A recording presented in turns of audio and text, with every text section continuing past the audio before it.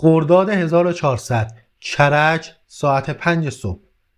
خانومی با اورژانس تماس میگیره و اعلام میکنه که شوهرش از هوش رفته و دیگه نفس نمیکشه و احتمالاً به خاطر سکته قلبی از دنیا رفته. ماموران اورژانس بعد از دریافت تماس بلافاصله به محل اعزام میشن.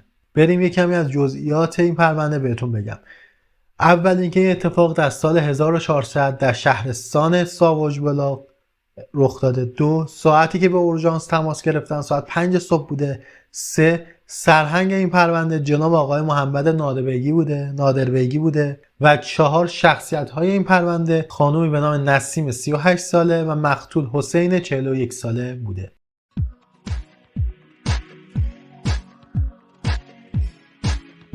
با سلام، من حامدم از کانال حوادث نیوز. باز با یه پرونده جنایی دیگه با شما همراه هستیم.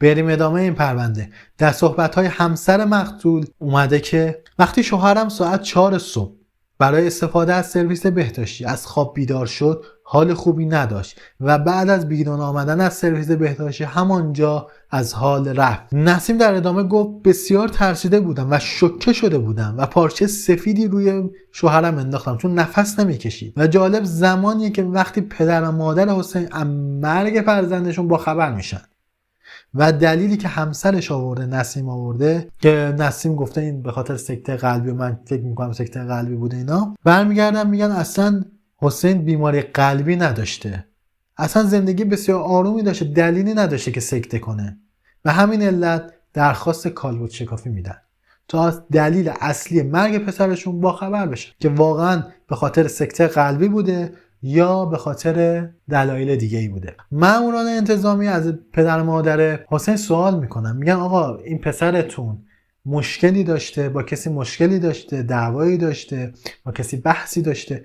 پدر مادر حسین برمیگردن میگن پسر ما بسیار مهربون بوده، با کسی مشکلی نداشته اصلا و همه هم اتفاقا دوستشون داشت، همه اتفاقا دوستش داشتن. پدر و مادر حسین برای اینکه از علت مرگ پسرشون مطمئن بشن که فقط به خاطر سکته قلبی بوده و دلیل دیگه ای نداشته درخواست کالبد شکافی دادن. جسد حسین رو به کالبد شکافی به پزشک قانونی فرستادن و جواب نهایی برای حسین چند ماه طول کشید تا بیاد و به همین علت جسد رو دفن کرده بودن. و زمانی که جواب پزشک قانونی اومد طبق پیشبینی پدر مادر حسین مرگ اون به خاطر سکته قلبی نبوده و در خون حسین مواد شیمیایی دیده شده بود. و جالب آنجاست که این نتیجه نشون داد حسین در بلند مدت با یک ماده شیمیایی مسموم شده بوده و در نهایت بدن حسین انقدر ضعیف میشه که در مقابل اون ماده یک دفعه به طرز فجیحی از دنیا میره. ماده شیمیایی که در خون حسین پیدا شده بود نوعی قرص برنج بود که بسیار هوشمندانه به صورت خیلی دوزهای کم به حسین داده بودن، چون وقتی دوز کم باشه رو بدن کم کم اثر میذاره و در مدت زمان طولانی اثر خودش رو میذاره و این کار باعث میشه که ردی از قرص برنج هم تو خون حسین دیده نشه یا به اصطلاح تابلو نشه. و جالب اینجاست که اومدن این دوزها رو به تعداد زیاد و در زمانهای طولانی به حسین دادن که مثل وقتی که حسین از هوش میره، از دنیا میره، بر اثر همون ضعف بدن از دنیا میره، مثل یک سکته قلبی به نظر بیاد و کسی مشکوک نشه. ماموران زمانی که نتیجه کالبد شکافی مطمئن شدن به صورت خیلی نامحسوس تحقیقات رو ادامه دادن و به کسی علت مرگ رو نگفتن تا قاتل متوجه نشه که ماموران فهمیدن دلیل مرگ و تحقیقات بسیار گسترده یا از اطرافیان حسین شروع کردن. ماموران میدونستن که قاتل اگه متوجه بشه موضوع رو از دست اونا فرار میکنه، به خاطر همین موضوع رو مخفی نگه داشتن. حالا به نظر شما ماموران به کی مشکوک شدن؟ درست حد زدی، بله، زنش نسیم. و جالب اینجاست که وقتی نسیم تحت نظر گرفته میشه متوجه میشن که با یک پسری که از 10 سال از خودش کوچکتره و فقط مدت کمی از مرگ شوهرش گذشته بوده وارد رابطه شده و به جای اینکه از مرگ شوهرش عزادار باشه داره از زندگی مجردیش لذت میبره. و جالبتر اینجاست که وقتی تحقیقاتو بیشتر میکنن متوجه میشن که نسیم برای این پسر خیلی خرج میکرده، به قول خودمون شوگر مامیش بوده و براش ماشین خریده و خیلی چیزهای دیگه. شاید سوال شما نسیم این پول از کجا آورده که اینجوری داره مال پسر خرج میکنه؟ مشخص شد که نسیم این پول از حساب شوهر مرحومش برداشت میکرده و برای پسر خرج میکرده. حسین شوهر نسیم 2 مغازه بزرگ داشته و کاسبم بوده و تو حساباش پول زیادی داشته. دسترسی این حسابا دست زنش نسیم بوده، یعنی نسیم به اون پولا دسترسی داشته و اون پولا رو برداشت میکرده و خرج خوشگذرونی خودش و اون پسری که 10 سال از خودش کوچکتر بوده میکرده. براش ماشین میخریده، مسافرت میرفته، از این کارا کلا خرج زیادی میکرده مال پسره. اما پلیسا دنبال مدرک معتبری بودن برای اینکه نشون بدن که نسیم قاتله، چون صرفا فقط خرج کردن اون پولا که پول شوهرش هم بوده دلیل بر قاتل بودن اون نبوده و باید پلیس میتونست ثابت کنه که نسیم بوده که با یه برنامه‌ریزی دقیق و بلند مدت شوهر خودش رو به قتل رسونده. به همین خاطر پلیس تحقیقات بیشتر و دقیق‌تری انجام داد. پلیس اومد تمام تماس‌ها و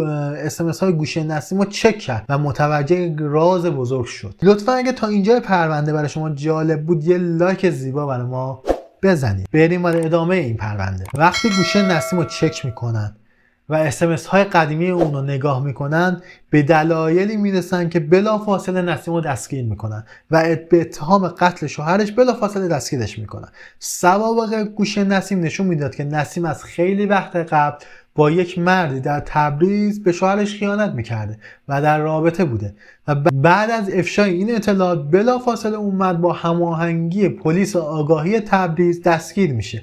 و جالبه بدونید که مغز متفکر این جنایت هولناک همون مرد تبریزی بوده، یعنی دوست پسر سابق نسیم بوده. اینجا لازمه یه نکته رو بگیم. این پسره که با نسیم دوست بوده و وارد رابطه شده بوده و 10 سال از نسیم کوچکتر بوده، به علت اینکه بعد از مرگ شوهرش حسین با نسیم آشنا شده بوده، بعد خود به خود به طور اتوماتیک از پرونده خارج میشه و دوست پسر قبلی نسیم وارد پرونده میشه. بیای کمی به قبل بریم و زندگی نسیم حسین رو بیشتر دربارش بدونیم. نسیم و حسین سالها قبل با هم ازدواج کرده بودن و حاصل این ازدواج یک پسر 7 ساله بود. نسیم اصالتاً برای بچه شمال بوده.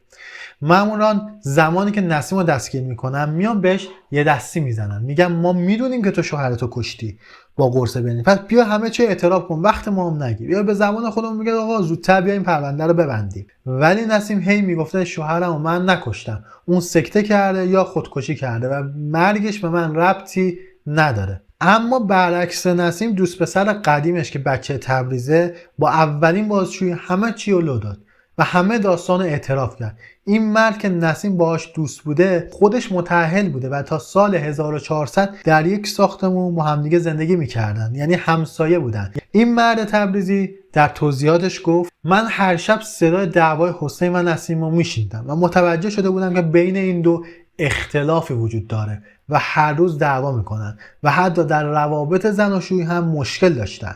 به همین علت این مرد به بهانه پر کردن این خلأ وارد زندگی نسیم میشه و نسیم هم از این ورود این فرد استقبال میکنه. و زمانی که حسین خونه نبوده یا بیرون از شهر یا مغازه بوده، این دو نفر ساعتها پیش هم دیگه بودن و در این تنهایی با مرد تبریزی دائم نسیم از شوهر خودش بد میگفته و همیشه میگفته شوهرم بده و اخلاقش بده و شکایت میکرده. مرد تبریزی در ادامه گفت نسیم به اون گفته تنها به خاطر پولی که شوهرش دارد و خانه‌ای که به نام شوهرش است و در آن زندگی می‌کند با او زیر یک سقف زندگی می‌کنم و اگر بخوام با میل خودم از حسین جدا بشم خیلی ضرر می‌کنم. مرد تبریزی گفت وقتی این درد دل نسیم رو شنیدم گوش دادم، یک پیشنهاد بسیار وحشتناک پیش میدم و به نسیم گفته که تنها راهی که میتونی مال و اموال شوهرتو به دست بیاری کشتن حسینه، به روشی که مرگش طبیعی به نظر برسه، ولی بدین صورت که خودشون گرفتار نشن. نسیم به مرد تبریزی قول میده که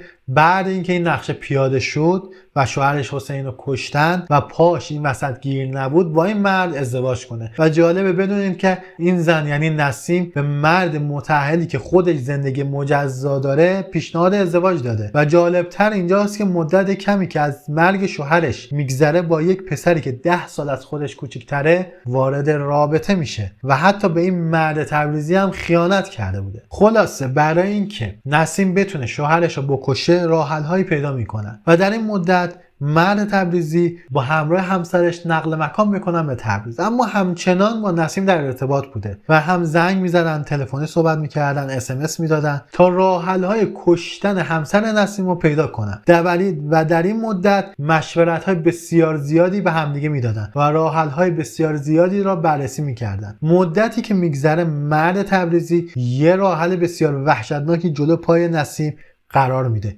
تا بتونه حسین رو بکشه بدون اینکه پاش گیر باشه. حالا این راه حل چی بوده؟ به این صورت بوده که بیاد قرص برنج رو به صورت پودر در بیاره و این پودر رو در نوع کپسول هایی بریزه و به عنوان قرص قوای جنسی به شوهرش روزی 2 عدد بده. اینجوری کم کم این قرصا اثر میکرد و بدن حسین از کار میافتاد و اینجوری کسی به نسیم شک نمیکرد. نسیم فکر میکرد این نقشه واقعا بدون نقصه و کامل انجام میداد، مو به مو دستورالعمل هایی که این مرد تبریزی به نسیم میداد و با تعریف های بیجایی که نسیم از حسین میکرد شوهرش از این قرص ها هی بیشتر استفاده میکرد، هی بیشتر تا شب حادثه. نسیم تو شب حادثه یک شام عاشقانه درست میکنه. حسین بعد خوردن شام 2 عدد از این قرصا رو استفاده میکنه و برای خواب به اتاق خواب میره، ولی وقتی که میخوابه دیگه توان بلند شدن نداشته چون بدن حسین بسیار ضعیف شده بوده و در این مدت که حسین در حالت بیهوشی بوده نسیم با مرد تبریزی در حال دادن پیامک بوده و لحظه لحظه اتفاقاتو برای مرد تبریزی توضیح میداده. مرد تبریزی به نسیم میگه امشب احتمالاً حسین میمیره، پس وقتی از خواب بلند شد 2 تا قرص دیگه هم بهش بده. نسیم به حرف مرد تبریزی گوش میده. وقتی شوهرش از خواب بلند میشه با اون حال بدش میره سمت دستشویی و وقتی از دستشویی در میاد دم در دستشویی از حال میره. حسین اون لحظه از دنیا نرفته بوده، حالش بد بود ولی از دنیا نرفته بوده، اما نسیم اون لحظه به اورژانس زنگ نمیزنه و وامیسته که حسین بمیره و بعد زنگ بزنه به اورژانس. اگر اون موقع به اورژانس زنگ میزد احتمال اینکه حسین زنده بمونه خیلی زیاد بود. وقتی دادگاه این جنایت یعنی قتلی که نسیم انجام داده برگزار میشه، پدر مادر حسین درخواست اعدام برای نسیم و دوست پسرش میکنن و در واقع همون درخواست اشد مجازات یا همون قصاص برای نسیم و دوست پسر تبریزیش. ولی چیزی که مسلمه یکی از این 2 نفر 100% قصاص میشن و اون یکم به علت شریک بودن در این جرم مجازات میشه. ما در ویدیوی جدا درباره قوانین قصاص توضیح کامل میدیم، اما چیزی که مشخصه اینه که نسیم قاتله و باید مجازات بشه و این اتهامو باید به دوش بکشه. و نکته آخر اینه که ما تمام پرونده هایی که در پیجمون بررسی میکنیم دقیقه، حتی اسم متهمان ما سعی میکنیم دقیق بیان کنیم و اسم افسر پرونده ما دقیق میگیم و امیدواریم که شما از این پرونده خوشتون اومده باشه و نظرتون درباره این پرونده در کامنت ها به ما بگید و با یه لایک خوشگل از ما حمایت کنید. تا پرونده بعد، خدا نگهدار.